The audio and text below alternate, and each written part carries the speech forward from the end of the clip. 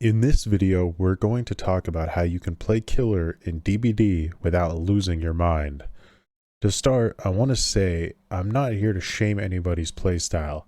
If you're a bubba who wants to spend quality time with survivors in the basement, or you're tunneling a mage at 5 gens because she sprint bursted into a wall, hey, you do you. This video is for those who normally enjoy playing killer but are not having fun, whether you're new to DBD or a longtime player. Personally, between MMR, hackers, and the current meta, it's easily the least fun time to play killer and probably survivor as well in recent memory. To start, the most important piece of advice I can give is not to play Hillbilly. Like, guys, we have fun memories of Hillbilly. He was a killer at one point, but now it's time to let him die. You'll never relive it. Give it up. Unless you're a hacker or a masochist, you're not going to enjoy playing Hillbilly. If games were still on discs, I'd recommend that you just scratch the part of the disc off that has Hillbilly on it. Alright, so now that that's out of the way, play what you feel, unless it's Hillbilly. When you get on the game, don't let the archive or daily challenges troll you. Nobody wants to get 4 dash attacks with Pig. You're going to have more fun playing exactly what made you want to turn the game on in the first place. More fun means you'll play better as well. Anytime you get tilted or start thinking about game balance while you're playing, everything just goes downhill. Also, don't be ashamed to dodge lobbies if you need to. You're going to learn to be true dodgeballers. Then you've got to learn the 5 Ds of dodgeball. Dodge, duck, dip, dive, and dodge. If you're running a complete totem build and you see Nick Cage from National Treasure in your lobby holding a map, dodge it. 4 flashlights when you want to play Hag? They actually have 4 flashlights. Holy shit. I'm not dodging. This is a fucking challenge, dude. Play under the killer, it's simple. Yeah, obviously, if you're gonna play Hag for a daily and you see like 3 fucking flashlights, don't fucking play her. If they're competent, you're gonna get absolutely fucking demolished. Dodge. 4 Nias, dodge. Worst case scenario, your build gets completely hard countered by the survivors. All your totems get destroyed in the first 10 seconds or whatever it might be. My advice, don't punish the survivors for your decisions. And it's not about the survivors or trying to play fair. It's about you. There's a 90% chance you're going to lose that match anyway. Investing energy into that vacuum is a pointless effort. Play your best. Most importantly, try to have fun or salvage fun from the game. Meme around if you want to. Test out some new mind games. The point is to keep a healthy mindset and remember they're just people you're playing against. Personally speaking, if you resort to playing dirty in a desperate bid to win a match gone wrong, think of the possible outcomes. 1, the survivors stack a bunch of second chances to escape anyway, making you even more frustrated than before. Or 2, the survivors get too altruistic and you get maybe 2 kills at the end game. You still probably didn't have fun, and now the devs have data that makes them think they are masters at game balance. I am the architect. Remember, sweaty tactics lead to sweaty outcomes.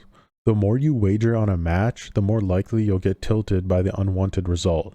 For example, if you decide to run Ruin, Undying, Devour, and Corrupt, you may very well lose all 4 of your perks in the first 2 minutes of the match, which is going to be an extreme downer.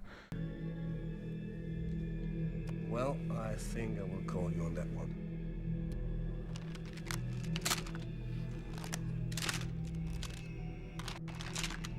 Whereas if you run maybe 1 gen defense perk and 3 fun perks that synergize with each other or the killer's power, you're going to have way more fun on average, even if you don't get as many kills.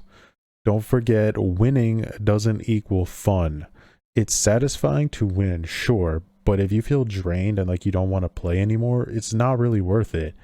It's honestly more enjoyable to lose having fun than it is to win and be mentally fatigued afterwards.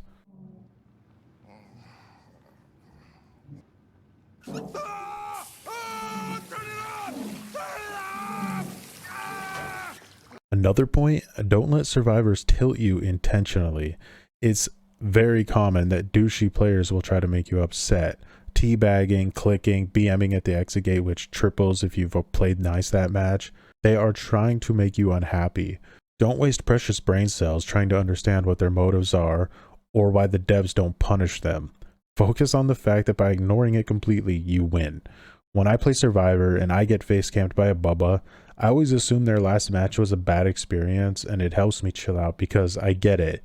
It's also a fun little mini game kind of, because when I see Bubba, I kind of know the first person who gets downed is pretty much dead. So that in its own way becomes a fun game that I can make out of it. Now, I'm working on applying that same mentality to toxic survivors as well. It's an unpleasant experience either way, and I don't want to be part of the vicious cycle that perpetuates it. Fuck this shit! Came in this fucking room and everything went fucking bad. Fuck this shit, man. This is something very important that I noticed a lot back when I used to coach killers. Don't be afraid to take L's while learning. This also applies to experienced players learning new killers as well. When a new killer comes out, I usually lose nearly every match for about the first 2 days. Why? Because if you don't take the route of learning exactly how to maximize the killer's potential, you'll end up taking the easy route. That means tunneling, camping, relying on the best add-ons, etc., which will give you an artificial idea of that killer or the game in general. Because using those strategies are really effective. You are going to win a lot of matches using those strats. However, you're eventually going to get matched with survivors who know how to counter you, which honestly is what causes most killers to quit playing the game entirely. Again, take the time to learn and experiment. In the long run, you will have a much better overall experience and you won't adopt a false perception of the game. Ironically, some matches are completely unwinnable. Not only is DBD heavily reliant on RNG, but you have no idea how legit the other side is actually playing. Now, you shouldn't become paranoid that every dead hard was done automatically or whatnot, but you should take it with a grain of salt that the other players could have any number of advantages. Maybe they are cheating, or maybe they have a complete 360-degree stretch screen futuristic setup. Doesn't matter. The point is just to be humble about the reality of DBD right now. Focus on yourself and what makes you have fun. As long as that doesn't mean playing hillbilly. No way.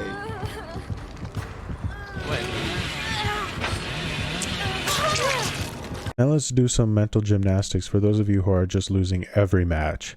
My current recommendation is to play Plague. She just hard counters most Survivor builds right now and it feels great. But if you truly feel like you just can't win, but you still want to play and have fun, play Pig. See, Pig doesn't want to kill survivors. Okay, lore-wise, she is kind of a psycho who rigged games, but that's not going to stop our cognitive dissonance today. Pig wants to reform survivors and torture them just a little bit, then give them the chance to escape. Plus, every once in a while, you'll get a free head pop. Finally, and in a weird turn of events, MMR has made me think of DBD in a much less competitive way than I'd used to. Probably because it's such a poorly designed system. Regardless, it's made me think about how we used to have to make games fun ourselves back before endless progression systems and games as a service in general. Going forward on this channel, that's going to be a part of the content I want to make. I'm very interested in ideas for making Dead by Daylight fun again, even if it's trying its hardest not to be.